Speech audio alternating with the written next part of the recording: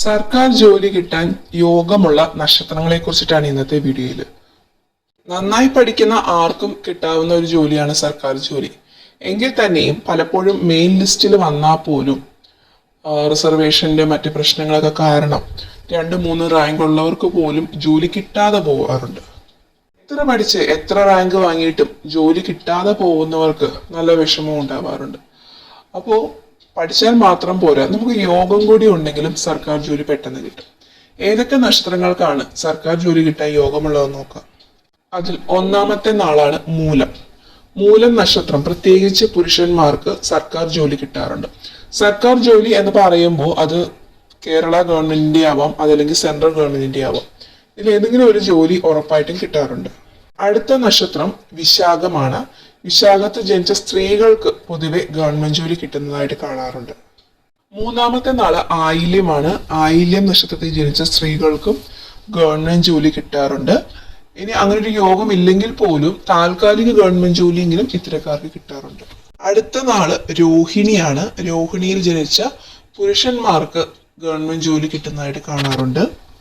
മറ്റൊരു നാള് ഉത്രട്ടാതിയാണ്. ഉത്രട്ടാതിയിൽ ജനിച്ച പുരുഷന്മാർക്കും സ്ത്രീകൾക്കും ഗവൺമെന്റ് ജോലി കിട്ടുന്നതായിട്ട് കാണാറുണ്ട്. മറ്റൊരു സുപ്രധാന നക്ഷത്രമാണ് ചിത്തിര. ചിത്തിര നക്ഷത്രത്തിൽ ജനിച്ചവർക്കും ഗവൺമെന്റ് ജോലി കിട്ടാൻ സാധ്യതയുള്ളതാണ്. സാധാരണയായി ജാതകത്തില് ഗജകേസരി യോഗം ഉണ്ടെങ്കിൽ ആ ഒരു സമയത്ത് ഗവൺമെന്റ് ജോലി കിട്ടാൻ ചാൻസ് കൂടുതലാണ്. അപ്പൊ നിങ്ങളുടെ ജാതകം പരിശോധിക്കുമ്പോൾ ഗജകേസരി യോഗം അടുത്ത് വരികയാണെങ്കിൽ ആ സമയത്ത് നന്നായിട്ട് പരീക്ഷയ്ക്ക് വേണ്ടിയിട്ട് പഠിച്ചു തുടങ്ങുക. അതുപോലെ തന്നെ ശുക്രദശ അടുത്ത് വരുന്ന സമയത്ത് തന്നെ നന്നായിട്ട് പഠിച്ചു തുടങ്ങി കഴിഞ്ഞാൽ ആ ശുക്രദശയിൽ തന്നെ ജോലി കിട്ടുന്നതാണ്.